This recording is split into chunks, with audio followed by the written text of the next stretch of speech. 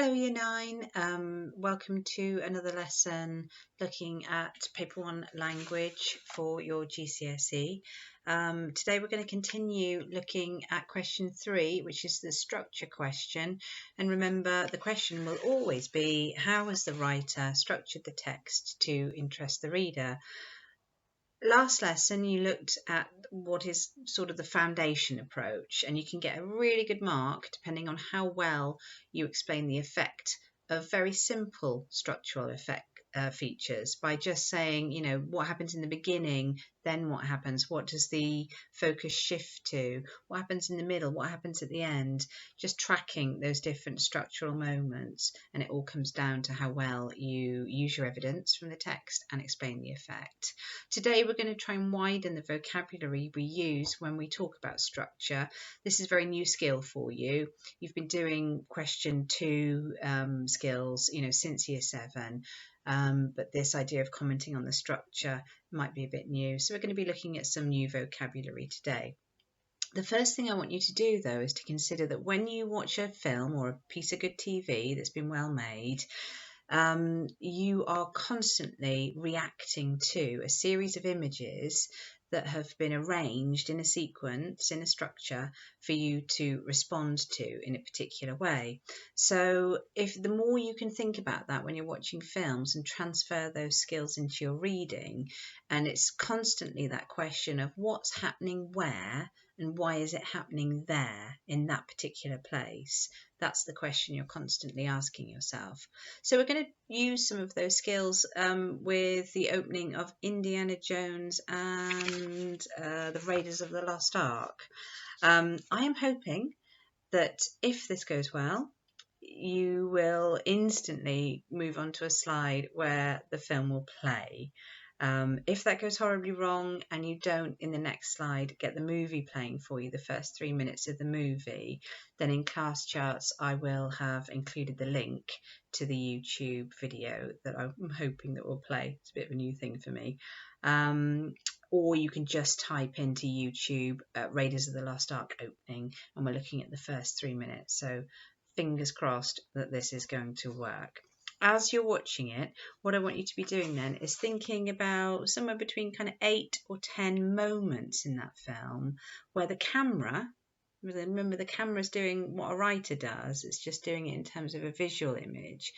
Think about what the camera's doing at particular moments, what it's showing you, why it's showing you that, and what the effect is that it's showing you at that particular moment in the film. Okay, right, let's see if this works.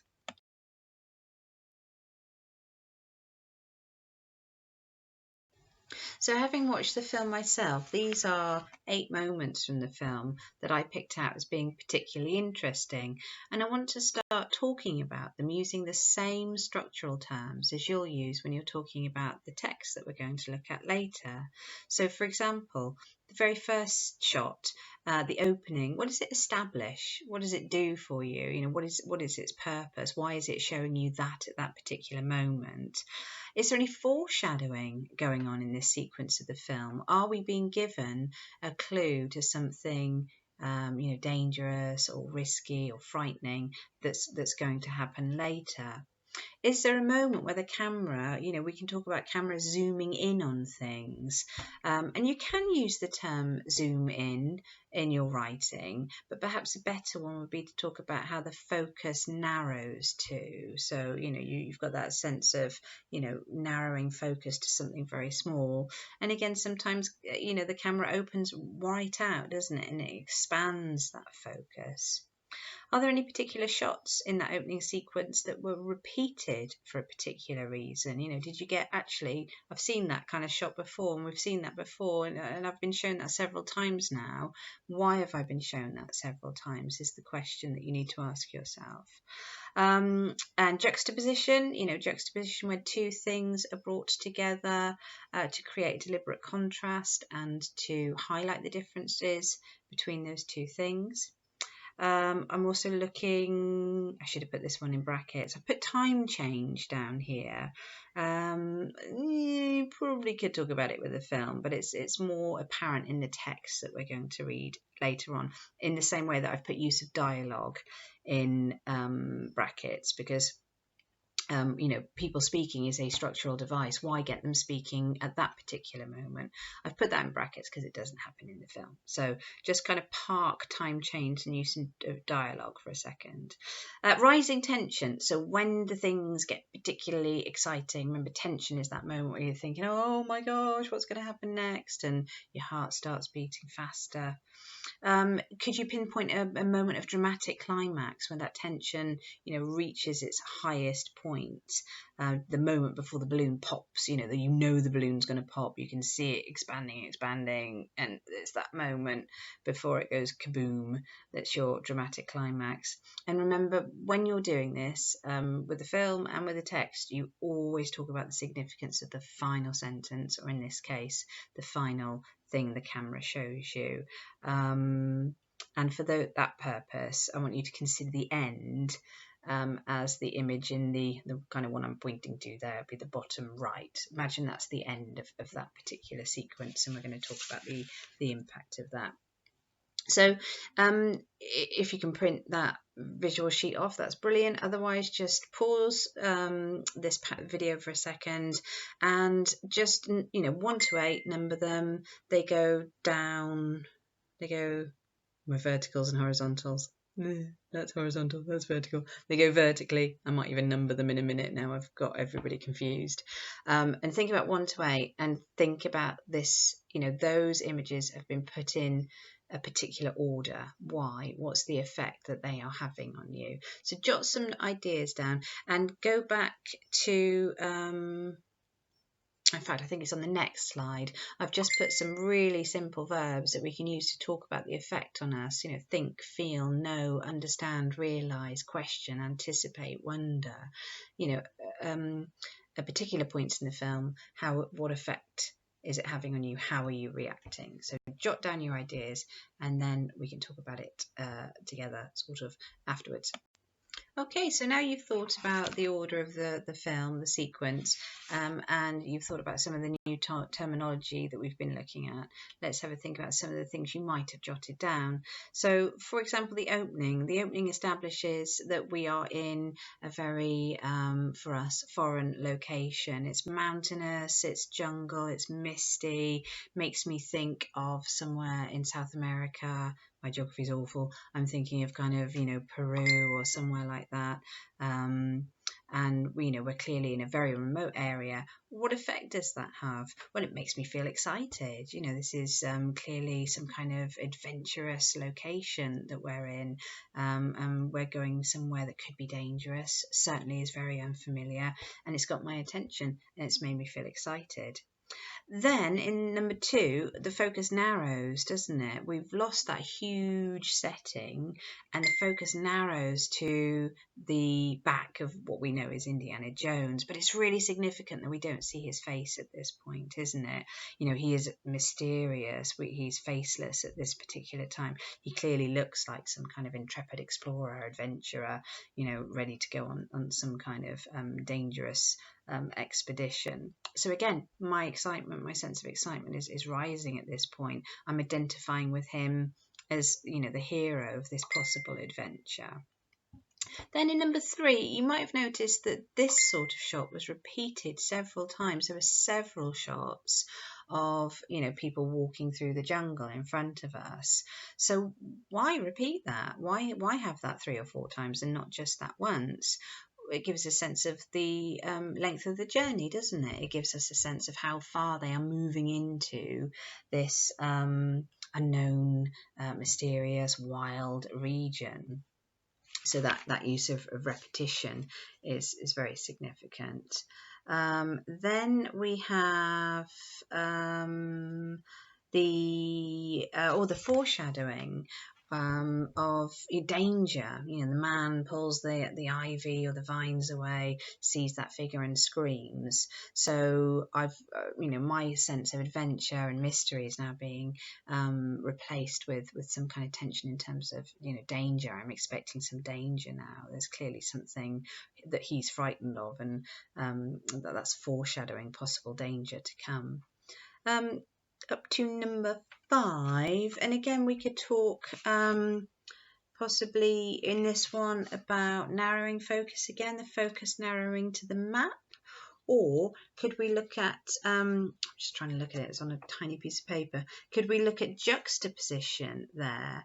Because we have, our hero holding the map, juxtaposed with somebody else who's kind of looking quite interested in the map, and that juxtaposition between the two characters is creating a sense of tension, especially when the focus narrows again in that rising tension to a dramatic climax with the revelation of the gun, and that really fast switch in focus to Indiana Jones pulling out his whip and disarming that particular man. And so it's only at that moment, the significance of the ending is that it's only that moment where we're going, oh my God, wow, that's amazing. He's just fought a man with a gun by using a whip, that the face is revealed and his identity is revealed. And we recognize him as our hero and go, hooray, that's fantastic. So that vocabulary that we've used there is exactly the same vocabulary that we are going to apply to our text from the Explorer. You're probably sick to death of this at the moment, I'm afraid, but it's really good to practice the skills with one text rather than flipping between texts. You're already really familiar with this text, and it'll be quite easy to work with. Later on, you will be working independently with a completely new text, so enjoy it while it's easy. You should hear me reading from previous lessons, so if you want to listen to the text being read again aloud, you can. Otherwise, you can skip forward a little bit. And again, if you've got a paper copy lying around, brilliant. If not, hopefully you've been able to print it off again. So we're using the same extract from the Explorer as we looked at for question 2 and question 1, of course. Hopefully you can print this off. You can either print off the slide. Oh no, you can't print off the slide. Hopefully your teacher has attached to class charts the text separately. So if you are able to print it off, brilliant. If not, just jot some ideas down as we go through. What we're looking for then is, how could we split this text down into 4 distinct parts? Think again about the start, the exposition, how the complication creeps in, what is the problem here, what's the dramatic climax, and then the ending, how does the text end? So you can start by simply sectioning the text into 4 bits. But remember what we said about that middle bullet point being really important, that you have to use evidence from the text. So if you end up with 2 or 3 paragraphs for the opening of the text, start really zooming in on important words and phrases that are doing the main job of the text. Remember, you're asking yourself, what's where and why is it there? Why that word? Why that phrase? Why that particular sentence or that particular phrase? Okay, so you can start highlighting individual words and phrases as well. Like a man-made magic wish, the aeroplane began to rise. The boy, sitting in the cockpit, gripped his seat and held his breath as the plane climbed into the arms of the sky. Fred's jaw was set with concentration and his fingers twitched, following the movements of the pilot beside him. Joystick, throttle. The aeroplane vibrated as it flew faster into the setting sun, following the swerve of the Amazon River below. Fred could see the reflection of the 6-seater plane, a spot of black on the vast sweep of blue as it sped towards Manus, the city on the water. He brushed his hair out of his eyes and pressed his forehead against the window. Behind Fred sat a girl and her brother. They had the same slanted eyebrows and the same brown skin and the same long eyelashes. The girl had been shy, hugging her parents until the last possible moment at the airfield. Now she was staring down at the water, singing under her breath. Her brother was trying to eat his seatbelt. In the next row on her own sat a pale girl with blonde hair down to her waist. Her blouse had a neck ruffle that came up to her chin, and she kept tugging it down and grimacing. She was determinedly not looking out of the window. The airfield they had just left had been dusty and almost deserted, just a strip of tarmac under the ferocious Brazilian sun. Fred's cousins had insisted that he wear his school uniform and cricket jumper, and now, inside the hot airless cabin, he felt like he was being gently cooked inside his own skin. The engine gave a whine, and the pilot frowned and tapped the joystick. He was old and soldierly, with brisk nostril hair and a grey waxed moustache which seemed to reject the usual laws of gravity. He touched the throttle, and the plane soared upwards, higher into the clouds. It was almost dark when Fred began to worry. The pilot began to belch, first quietly, then violently and repeatedly. His hand jerked, and the plane dipped suddenly to the left. Someone screamed behind Fred. The plane lurched away from the river and over the canopy. The pilot grunted, gasped, and wound back the throttle, slowing the engine. He gave a cough that sounded like a choke. Fred stared at the man. He was turning the same shade of grey as his moustache.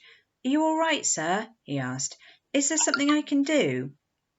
Fred stared at the man. Oh, sorry, I read that again. Fighting for breath, the pilot shook his head. He reached over to the control panel and cut the engine. The roar ceased. The nose of the plane dipped downwards. The trees rose up. "What's happening?" asked the blonde girl sharply. "What's he doing? Make him stop!" The little boy in the back began to shriek. The pilot grasped Fred's wrist hard for a single moment, then his head slumped against the dashboard, and the sky, which had seconds before seemed so reliable, gave way. Fred wondered, as he ran, if he was dead, but he thought death would surely be quieter. The roar of the flames and his own blood vibrated through his hands and feet. The night was black. He tried to heave in breath to shout for help as he ran, but his throat was too dry and ashy to yell. He jabbed his finger into the back of his tongue to summon up spit. "Is anyone there? Help! Fire!" he shouted. The fire called back in response. A tree behind him sent up a fountain of flames. There was a rumble of thunder. Nothing else replied.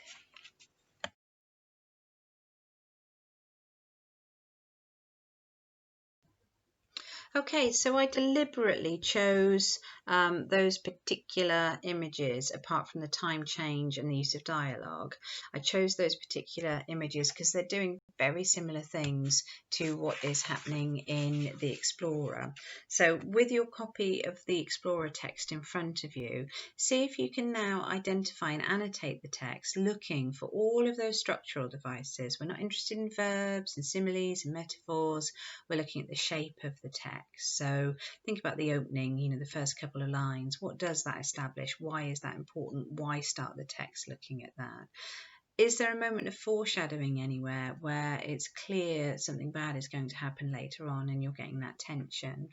At what points in the text do we have a real narrowing of focus, where we're seeing something, small up close in the same way that a camera does that? And at the same time, is there a moment where things open up again? You've got that expanding of focus and the writer's describing, quite literally, something quite big to you. What do you notice is repeated several times?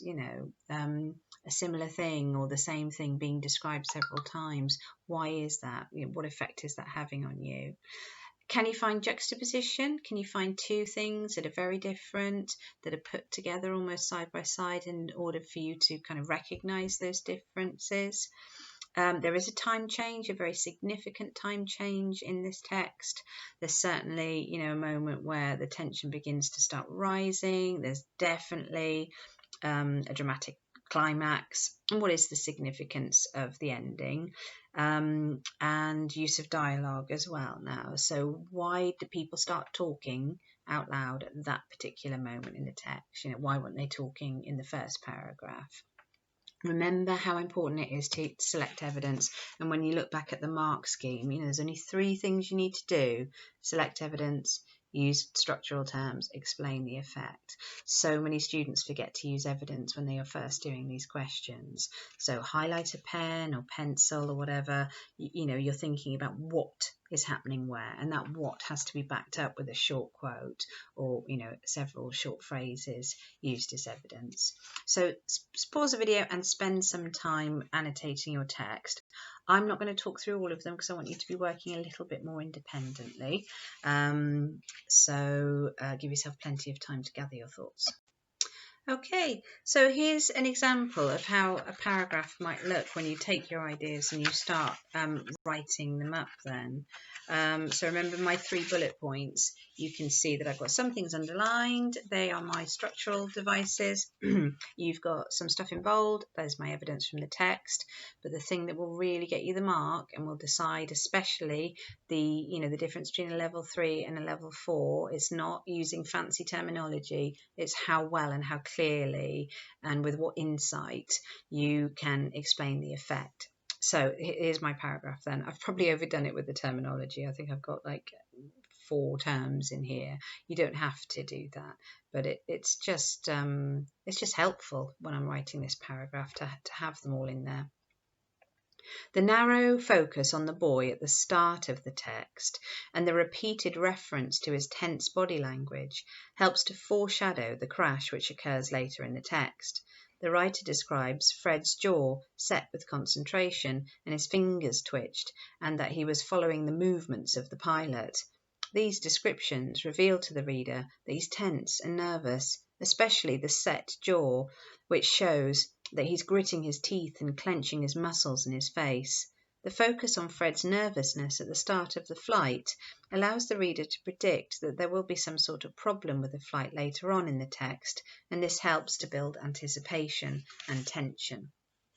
So that's the style that you're trying to write in again, and hopefully you've got plenty of ideas from your annotation. Remember, it's only an 8-mark question, and I think I asked you to look at, probably 8 or 9 different features. You can't write about that many things. What you're looking for always in this exam is the best stuff. You are looking for the best material possible that will allow you to explain the effect of the writer's devices with the most confidence and the most clarity. Okay. So what I'd like you to do now is choose 4 of these sentence starters that I've got and develop them into paragraphs of your own, remembering to give evidence, to use, well, the structural terms are already in your sentence starters, but there might be others that you want to include as well. And to make sure that you're clearly explaining the effect of this particular moment in the text. So you can choose from, can't use the first one because I've already done that, the opening of the text effectively establishes. So that was my model paragraph, so that one's out, I'm afraid. The writer makes effective use of foreshadowing. The writer narrows the focus to. The focus expands to. The writer makes effective use of repetition. Juxtaposition is an important structural feature in the text. The time change in the text is a significant structural device. The writer effectively builds tension. The text reaches a dramatic climax. The writer makes effective use of dialogue as a structural feature. And the end is very effective. Okay, what you can do to those sentence starters is you can adapt them slightly to be more specific about where those things are happening. So you could easily say in paragraph 3 or in line 29 the focus expands to, but because you're giving evidence, it should be really clear which part of the text you're talking about. So remember, you are choosing 4. You are going to write 4 paragraphs very similar to the one that I modelled previously, and before you send them to your teacher, I would like you to do your own little bit of self-assessment. Okay, so by now you should have written your 4 paragraphs, but before you send them to your teacher, what I'd like you to do is have a look at the what went wells and the EBIs and choose 2 from each column. And once you've identified your EBIs, use a different colour pen, or if you're typing, just type in a different colour. See if you can just spend another 5 minutes making those little improvements in order to get the highest mark you possibly can in paper 1, question 3. Okay, so that's the end of our look at structure. and then next lesson we'll be looking at the final question on the paper, question 4, which is a 20-mark question. So it's one that you do need to spend lots of time mastering the skills for. But the good thing is that you're using the skills that you've accumulated through the paper. So there's nothing new, but there is a very definite kind of style of writing and style of approaching the question that you need to master. Okay, have a good week. See you next week.